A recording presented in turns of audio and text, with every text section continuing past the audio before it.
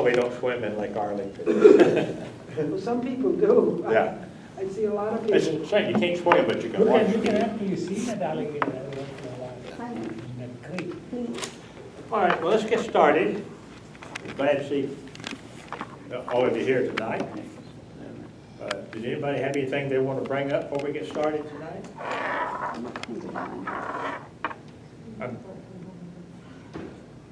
When is the next meeting? Next meeting is May 21st. Thank you. Video. We won't be here. We'll be in Albuquerque.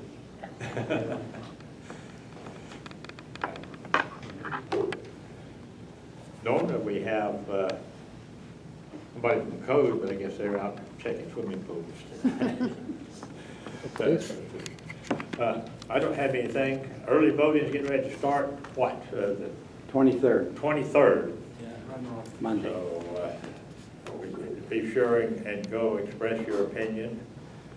It's been a rather, for us, it's been a rather quiet election, city election, because we don't have a district council member or mayor being elected.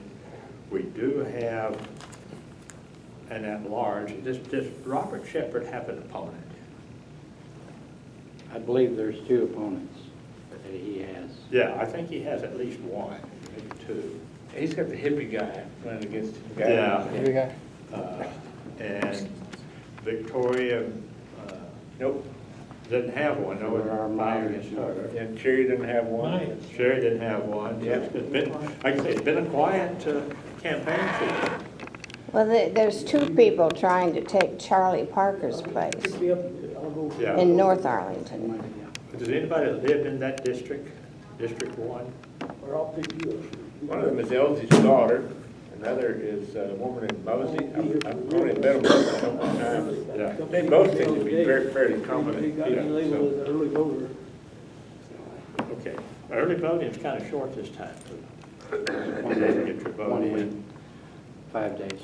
Then we have in June, we'll touch that later, what in June will be the state and federal runoffs,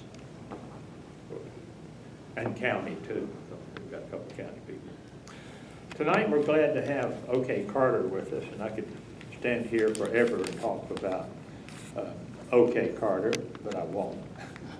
All of you know that he has been the Arlington reporter on any newspaper that's ever come to Arlington. We had him here right after you retired, and that was what, 5, 6 years ago? 2009, I guess, something like that. Okay, so I guess I'm in, pretty close on that. We had what we called an evening, OK Carter, just sit and talk. Tonight, his topic is supposed to be the branding of Arlington over 130 years, but I told him, you know, cover that, but anything else he wants to, because we just enjoy sitting and listening to OK Carter, the author of 2, 3 books? Yeah. 3 books and multiple articles. I mean, it's in the thousands of articles that he's written. He had a count somewhere along the way, and I don't remember what it Somewhere was. between 10 and 10.5, something like that. Yeah. 10,500, that is. Okay, I'm going to turn it over to you. Okay, thanks, appreciate it.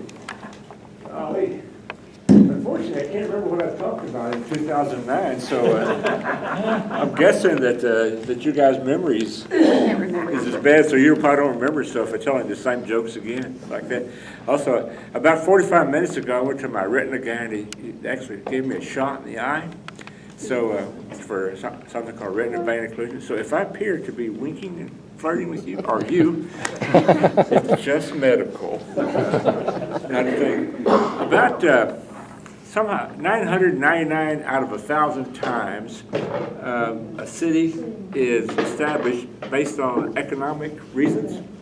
I mean, it may be oil or gas, it may be mining, it may be because it's in a prime location.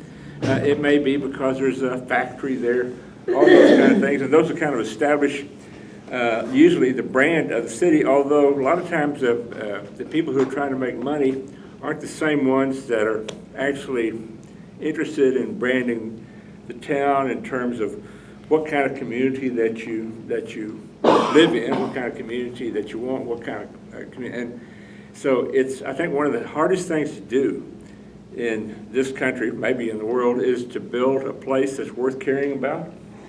And Arlington has a kind of a double-edged sword when it comes to being a place that people care about, because the two strengths that it have that help build it into what is now the 50th largest city in the country also, I think, dramatically make it difficult to build a kind of a sense of community. The main thing, that is location, which is that the reason the town is here in the first place is because the railroad wanted a location midway between Dallas and Fort Worth. And that midway between Dallas and Fort Worth thing has attracted thousands and thousands and tens of thousands, maybe hundreds of thousands of people to live here. And it's interesting because, but the Census Bureau, for example, says that half of Arlington had a different address 5 years ago. So what you have is a town where opportunities are all around them, are everywhere, you know, and but when you choose to live in a place because of location, then the next time there's a better location comes up, or your economic fortunes improve, or they grow worse, then it's not a big deal for you to move on. So what you really end up having is very transient, mobile community, and it really gets to be important. Come back to this, to have actually people like you who actually care about sense of place, because otherwise nothing kind of happens. By the way, besides having that churn, if you look at the census data, is that of every city in the United States, which one do you think has more people commuting out of it every day? Which city is the front runner? And you're thinking, well, there are a lot bigger cities in here, but actually more people commute out of Arlington every day than any city in America. Roughly, we're talking about 120 to 130,000 people every day that take advantage of this fabulous location in the middle of the Metroplex and go out and get a job, go to their job, work somewhere, or maybe they go off to college, whatever, and then they come back. This would be kind of Colleyville-like, you know, because you get a place like Colleyville where 95% of the working population doesn't work in Colleyville. But in Arlington, you have about 90,000 people who are commuting in every day, which, by the way, tells you that 8 o'clock is not a good time to be on 30 or 20, because people are coming and going. And by the way, the most bizarre example of this I can find is Cooper Street. If you want to go, you want to really see a traffic jam, or even worse, 360. You know. Holy cow, you know what street is the #1 killer in Arlington in terms of traffic? 360, you know, just people get in a hurry, you know, they also get drunk. and so, you know, people trying to go north and south. It's interesting. So at any rate, it's really the energy with that kind of activity is enormous, by the way. And the potential there, the other is that, another way to look at it, by the way, is that Arlington is raiding all these other places for economic assets and then bringing it back, which is why I guess we keep going. We're right around 392,000 now and about to hit 400,000. For a while, we were slowing down to 3,000 or 4,000 new people every year, but all of a sudden, you know, particularly for the last 4 or 5 years, Arlington has been the big winner in terms of economic development. You know, all you got to do is drive down 20 and see some of the stuff going up. You got people building warehouses, operations that are like 2 million square feet.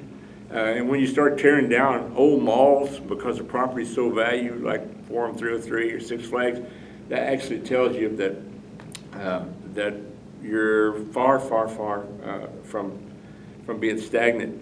One of the I'll get back to the brand thing in a second, but I noticed, by the way, that if you live in Garland, they have 4 major country western hat makers in Garland, including Stetson.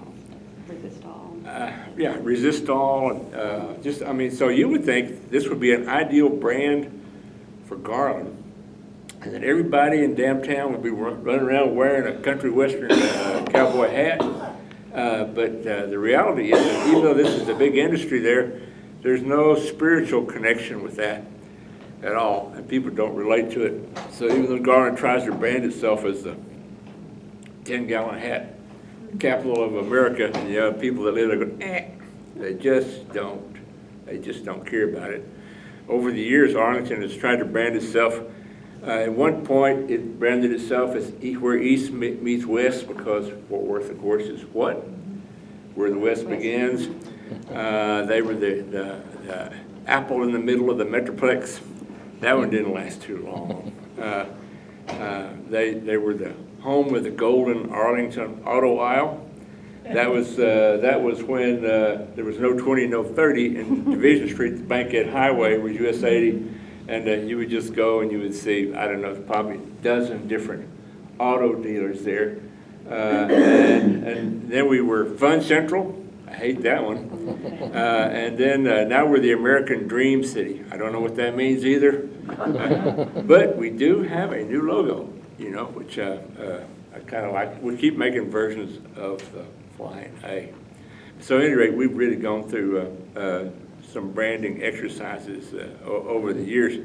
In the end, the brand ends up being how people feel about the place. And, at one time, this was a vast Indian territory, mainly because the Caddos that lived here had been wiped out by disease, and so they left a power vacuum. And then before Texas was part of the U.S., there was something called the Indian Relocation Act. And so a lot of thousands and tens of thousands of Indians, rather than be relocated, decided they would take up like Davy Crockett and go to Texas.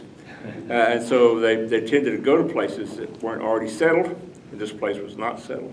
At one point, they estimated, by the way, that we had maybe 25,000 Indians living just along the banks of Village Creek and Rush Creek down towards the Trinity River, which would have made it the most concentrated population of Native Americans in what is now the United States. So at one time, this place is a frontier, and a lot of people, I was at a Leadership Arlington meeting, and we were doing something on history, and one of the guys raises his hand and says, I don't know why we're doing this about Arlington history. He says, Arlington has no history.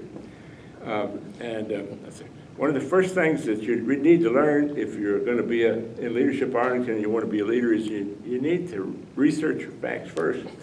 Because the reality of the fact is Arlington is actually the first attempted white settlement in North Texas. We originally called it Bird's Fort. And the idea for that, by the way, is you got this old Peters Grant stuff with the Spanish grants and Mexican land grants, which they ended up doing 4 or 5 times, and which ended up being litigated for half a century about who owned what. By the way, they built that out there now in a floodplain. Meridian. And now it's Meridian, and you pay a premium in taxes to live out there.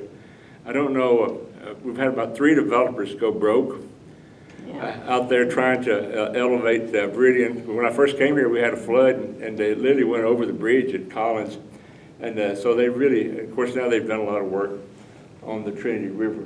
But also, I don't know how many thousands and thousands of truckloads of dirt that they have moved around. And then they left some big holes out there and let them fill up with water. So now you have waterfront stuff. And I think across the street, there's this massive hill, and you don't, a lot of times I'm amazed people don't realize that's the landfill. And so, garbage dump. Yes, it's a garbage dump, but you go over the hill and there's this monstrous garbage dump, which the city now has basically leased out to another thing. So originally they used to think it was going to run out, but now they just make it higher. So, and I'm thinking probably, you know, if we come back in 20 years, we'll have kind of the equivalent of Palo Pinto Mountains there. It'll be, you know, 1,100 square feet high or something, and we'll be selling lots on top of it. So, because we have a fabulous view of Dallas, Fort Worth. But at any rate, this sort of Indian Territory Pioneer Place was the city's first brand. And then you have to leap forward again until 1876 when the Texas Pacific comes through. And as I mentioned earlier, they want to stop midway between Dallas and Fort Worth, so they stop here and they lay out this little half-mile by half-mile town with 100-yard blocks. And they're very imaginative in the way they name their streets. You know, for example, the two streets in the middle are Main and Center. And then, you know, they say, oh, let's call them Oak, Mesquite. And if you've ever noticed, if you get to North Street, by the way, that North Street is running east and west, and South Street is running east and west, and East and West Street are running north and south. That's because that's the north boundary, the south boundary, the east boundary, the west boundary of the original downtown